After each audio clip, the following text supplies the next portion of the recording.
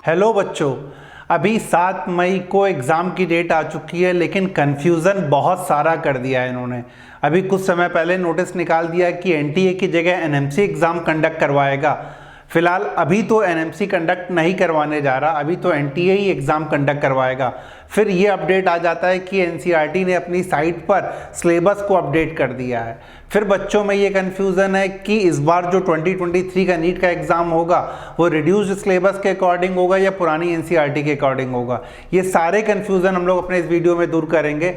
सबसे पहला कन्फ्यूज़न, इस साल फिलहाल 2023 में एनटीए ही एग्ज़ाम कंडक्ट करवाएगा। ये प्रपोजल है आगे के लिए कि एनएमसी एग्ज़ाम कंडक्ट करवाए, तो 2023 के लिए कोई कन्फ्यूज़न नहीं है। NTA is going to conduct the exam for 2023।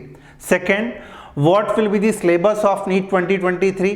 पहले हम एनसीईआरटी का रेशनलाइज सिलेबस देख लेते हैं कि रेशनलाइज सिलेबस क्या है।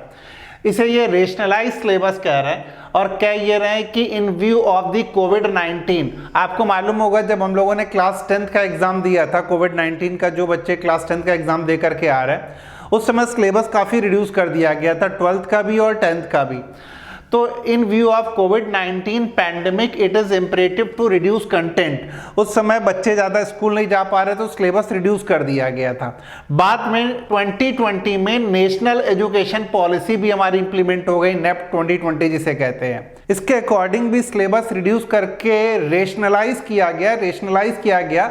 You have to read what is relevant and you have not to be read that is not relevant। तो जो चीज़ें relevant है वही आपको रीड करनी है, वही आपको पढ़ना है। That is the meaning of rationalized content। तो क्या चीज़ हमारे लिए रेशनलाइज है, क्या चीज़ हमारे रेलिवेंट है, हु विल डिसाइड? ये बॉडी डिसाइड करेगी, जो एनसीईआरटी की जो बॉडी है वो डिसाइड करेगी। अब इनका डिसीजन लेने का बेसिस क्या है? Content of the textbook have been rationalised in view of the following. ये इनका क्राइटेरिया जिस बेसिस पे इन्होंने इस कंटेंट को डिसाइड किया है। अगर आप कोई कंटेंट किसी चैप्टर में पढ़ रहे हो, किसी अदर चैप्टर में भी पढ़ चुके हो, उसके साथ अगर ओवरलैपिंग हो रही है तो दैट विल बी रिमूव्ड। दूसरा, लोअर क्लासेस में अगर हम पढ़ चुके हैं, हायर क्लासेस में भी आ रहा है, रिपीटिशन हो रहा तो भी वो रिमूव कर देंगे। Overlapping with similar content including in other subject area in the same class, similar content included in the lower और हायर क्लास। तो लोअर क्लास में पढ़ चुके हैं, हायर क्लास में पढ़ेंगे तो भी वो रिमूव कर देंगे। सेकेंड कह रहे अगर कोई टॉपिक ऐसे हैं जो ईजिली एक्सेसिबल हैं, जो हम आपस में एक दूसरे के साथ डिस्कस कर सकते हैं, तो उनको भी इररेलेवेंट इन्होंने कह दिया है। जिन्हें हम इजीली एक्सेस कर सकते हैं, कहीं हमें उनके बारे में कंटेंट मिल सकता है, तो ज़रूरत नहीं है उन्हें सब्जेक्ट में देने की। फिलहाल जो हमारे लिए इंपॉर्टेंट पॉइंट है, कौन कौन से टॉपिक इन्होंने हटाए हैं, उसको एक टैब्यूलर फॉर्म में दिया है। एनसीईआरटी क्लास 11th का पहला चैप्टर लिविंग वर्ल्ड, ऑलमोस्ट बच्चों इस चैप्टर को उन्होंने पूरा उड़ा दिया है। जो मेन थीम था लिविंग वर्ल्ड का, उसके मेन टॉपिक को हटा दिया है। व्हाट इज लिविंग, यहीं से तो हर बार नीट में क्वेश्चन आता था कि लिविंग की क्या प्रॉपर्टी है, जिसमें हम कंफ्यूज होते थे। ग्रोथ है, मेटाबॉलिज्म है, कॉन्शियसनेस है, कहना वो टॉपिक ही हटा दिया है। Taxonomical aids, botanical garden, museum, zoological park, बहुत सारी चीज़ें लिविंग वर्ल्ड से हटा दी है। और ये पेज नंबर भी मेंशन कर रहे हैं कि किस पेज नंबर पे ये टॉपिक दिए गए हैं। अगर सिमिलरली आप देखोगे प्लांट किंगडम में एंजियोस्पर्म, प्लांट लाइफ साइकिल हटा दिया है। इसका पीडीएफ भी मैंने अपने टेलीग्राम चैनल पर शेयर कर रखा है। अदरवाइज आप एनसीईआरटी की साइट पे भी जाओगे तो किस क्लास के लिए किस बुक में, बायो में ही नहीं, फिजिक्स, केमिस्ट्री सभी में सिलेबस रिड्यूस किया गया है। Morphology of flowering plant, modification of root, stem, leaves, Fabaceae, Liliaceae, ये 2 फैमिली पूरी उड़ा दी है। एनाटॉमी ऑफ फ्लावरिंग प्लांट में आप देखोगे तो tissue, meristematic tissue, simple tissue, complex tissue, vascular cambium, तो बहुत सारी चीजें उन्होंने हटा दी है क्लास 11 के सिलेबस से। एनाटॉमी ऑफ फ्लावरिंग प्लांट में आप देखोगे तो activity of cambial ring, spring would, hardwood, cork cambium, काफी चीजें हटा दी हैं। स्ट्रक्चरल ऑर्गेनाइजेशन इन एनिमल, जो बच्चे मुझसे जूलॉजी पढ़ते हैं उन्हें मालूम होगा ये मेरा फेवरेट चैप्टर है एनिमल टिश्यू। इसे मैं बहुत डिटेल में पढ़ाता हूँ।